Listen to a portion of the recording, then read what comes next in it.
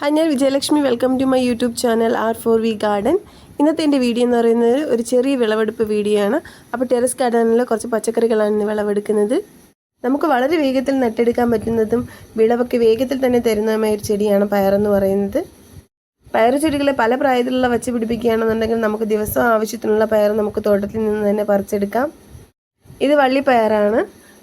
കൂടുതലായും പയർ ചെടികളിൽ മുഞ്ഞയാണ് കണ്ടുവരുന്നത്.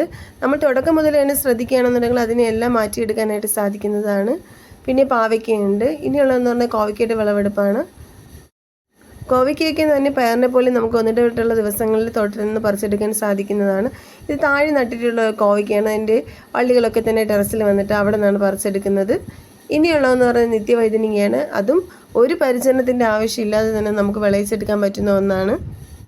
സമയം ഒട്ടും തന്നെ ഇല്ല, ചെടികളെ നോക്കാനൊന്നും സാധിക്കുന്നില്ല എന്ന് പറയുന്നവർക്ക് ഇതുപോലുള്ള ചെടികൾ നടുകയാണെന്നുണ്ടെങ്കിൽ നമുക്ക് വീട്ടിലേക്ക് ആവശ്യമായിട്ടുള്ള വിഷരഹിത പച്ചക്കറി വിളയിച്ചെടുക്കാൻ സാധിക്കുന്നതാണ്. ഇത് വെങ്ങേരി വഴുതനങ്ങയാണ്. നല്ല നീളവും തൂക്കവും ഉള്ള ഒന്നാണ്. ഇനിയുള്ളതെന്ന് പറഞ്ഞാൽ കുറച്ച് പച്ചച്ചീരയാണ്. മഴ സമയത്ത് ചീരകളൊക്കെ തന്നെ പോയിട്ടുണ്ടായിരുന്നു. പക്ഷെ അതിൻ്റെ വിത്ത് വീണ് പിന്നെയും പൊടിച്ച് വരുന്നുണ്ട്. ഇനി വിളവെടുക്കുന്നതെന്ന് പറഞ്ഞാൽ ഊളൻ താമരയാണ്. അത് ഏത് മഴക്കാലത്തും വെയിലിലും ഒക്കെ തന്നെ നന്നായിട്ട് വിളഞ്ഞു വരുന്ന ഒന്നാണ്.